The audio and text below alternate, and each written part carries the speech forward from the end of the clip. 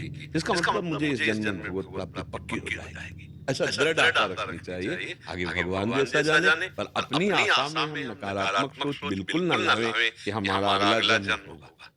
हमको तो प्रभु के धाम जाना है, प्रभु की सेवा में जाना है, ऐसा। और फिर भक्तों ने जन्म की परवाह कब की?